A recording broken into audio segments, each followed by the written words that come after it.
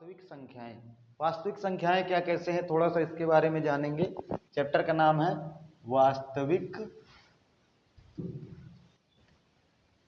संख्याएं।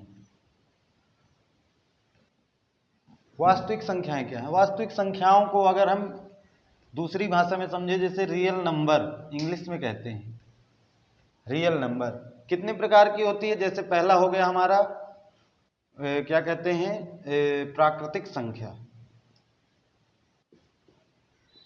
यानी natural number. दूसरा है पूर्ण संख्या, होल नंबर, पूर्णांक, परिमेय और अपरिमेय। अपरिमेय ये 4-5 प्रकार की हमारी संख्याएं, एक प्रकार से ये सब वास्तविक संख्याएं कहलाती हैं। अनंत तक, 1 से लेके अनंत तक की सभी संख्याएं प्राकृतिक संख्याएं कहलाएंगी। उसमें जब 0 ऐड हो जाएगा तो पूर्ण संख्या हो जाएंगी। पूर्णांक माइनस की भी प्लस की भी, जैसे नंबर लाइन अगर हम खींच लें यहाँ 0 1 2 3 ऐसे डॉट डॉट डॉट डॉट अनंत, ये जो माइनस की भी जो संख्याएं होंगी वो भी, ये सभी हमारी क्या कहलाएंगी? पूर्णांक।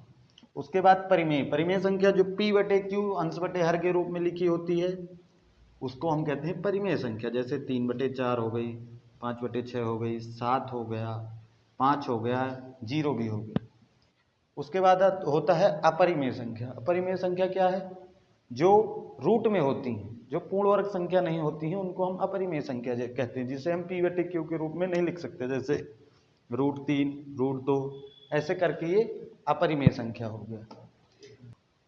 हाँ, तो अपरिमेय संख्या क्या है? जिसे हम p/q के रूप में नहीं लिख सकते हैं, जैसे √3 हो गया, √2 हो गया, ये अपरिमेय संख्या कहलाती है। अब आते हैं चैप्टर में रियल में, इसमें हम पढ़ेंगे क्या क्या। पहला तो देखिए, इसके लिए हमें मेन है लासा और मासा निकालना आना चाहिए। लासा यानी एलसीएम, और है मासा, मासा यानी HCF। ये लासा और मासा क्या है? तो लासा को हम लोग कहते हैं लघुत्तम समापवर्तक। लघुत्तम समापवर्तक मीन्स होता है वह छोटी से छोटी संख्या जो दी हुई संख्याओं को पूरी पूरी विभाजित कर दे। जैसे जैसे समझिए, मान लीजिए 2 और 4 है, तो 2 और 4 में ऐसी कौन सी छोटी संख्या होगी जिसमें इसका भी भाग चला जाए, इसका भी भाग चला जाए। जैसे 2 और 4 है, काटेंगे 2 से 1 2, 2 से काटा 1 1, तो अगर हम देखें तो ये 4 जो है ऐसी सबसे छोटी संख्या है जिसमें इस 2 का भी भाग जाएगा, इस 4 का भी भाग जाएगा, तो ये कहलाएगा लासा यानी एलसीएम, लघुत्तम समापवर्तक। ऐसे ही होता है मासा। मासा क्या है? वह बड़ी से बड़ी संख्या जिसमें दी हुई संख्याओं से पूरा पूरा भाग चला जाए, भाग चला जाए। जैसे मतलब मासा क्या है? वह बड़ी से बड़ी संख्या जिससे दी हुई संख्याओं में पूरा पूरा भाग चला जाए। मान लो दिया है अपने को 2 और 4, 2 और 4 का जब मासा निकालेंगे तो 2 आएगा। मतलब 2 एक ऐसी सबसे बड़ी संख्या है जिससे हम 2 में भी भाग दे सकते हैं और 4 में भी भाग दे सकते हैं, तो इसे कहेंगे मासा। लासा और मासा समझ में आना चाहिए। एक होती है यूक्लिड विभाजन प्रमेयिका। यूक्लिड विभाजन प्रमेयिका, ये क्या था? यूक्लिड एक हमारे गणितज्ञ थे जिन्होंने एक अपनी प्रमेय दी है, थ्योरम। जो थ्योरम दी है उसको हम लोग इसमें पढ़ने वाले हैं। इसका मतलब क्या है?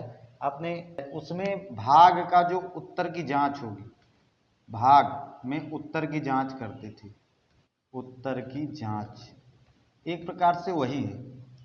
यूक्लिड जी क्या कहते हैं कि a बराबर BQ प्लस R होना चाहिए, जहां R जो है बड़ा या बराबर हो 0 से और छोटा हो B से, छोटा हो B से। मीन्स A यहाँ पे क्या है? A है हमारा भाज्य, B है हमारा भाजक, Q है हमारा भागफल और R है हमारा शेषफल। ऐसे अपने कुछ इसके नियम है। तो इसमें उत्तर की जांच में यही होता था कि भाजक का गुणा भागफल से किया, शेषफल जोड़ दिया तो भाज्य के बराबर हो गया। तो ये उत्तर की ही जांच को, मतलब अगर हमने भाग विधि से मासा निकालना भी सीखा है तो वही यूक्लिड विभाजन प्रमेय का है, उसको हम लोग पढ़ेंगे।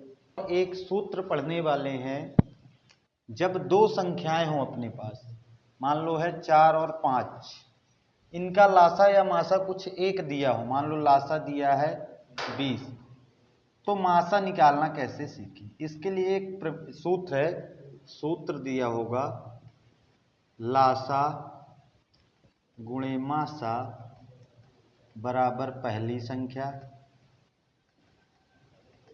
गुणे दूसरी संख्या। ये एक हमारा सूत्र है, इसको हम लोग थोड़ा सा पढ़ेंगे। लासा को कहेंगे एलसीएम, एचसीएफ बराबर R1 गुणे R2। मीन्स ये एक फॉर्मूला जो लगेगा अपने पास वो होगा LCM into HCF equal to R1 into R2। R1 है यहाँ पे पहली संख्या फर्स्ट नंबर, और R2 है दूसरा नंबर यानी दूसरी संख्या, एचसीएफ एलसीएम। ये इस सूत्र को लगा के, और वो जो भाग विधि वाला भी मैंने बताया A बराबर बी क्यू प्लस आर, उसको याद कर लीजिए, जहाँ R जो है बड़ा होगा या बराबर होगा 0 से और छोटा होगा B से। यहाँ पे थोड़ा सा ये समझ लेते हैं कि क्यों ऐसा होता है। आप समझिए, जैसे मान लीजिए हम लोग भाग दे रहे हैं, 10 है, 10 में भाग दें हम लोग 2 का, या फिर 3 का भाग देते हैं, 3 का भाग दिया तो 3 का गुणा 3 बार करेंगे, 3 तिया 9, 1 बचा। तो ये जो 1 है शेषफल, ये हमेशा इस 2 से छोटा होगा। अगर 2 से छोटा नहीं होगा तो क्या होगा? 2 से छोटा नहीं होगा तो 3 का भाग चला जाएगा, पहाड़ा चला जाएगा, तो यहाँ पे 4 हो जाता है, इसलिए वो छोटा होगा। ये 0 हो सकता है या तो 0 से बड़ा हो सकता है, लेकिन इससे छोटा होगा, यानी ये b से छोटा होगा, भाजक से छोटा होगा। इसको कहते हैं भाजक, इसको कहते हैं भाज्य, ये है भागफल, नीचे वाला शेषफल।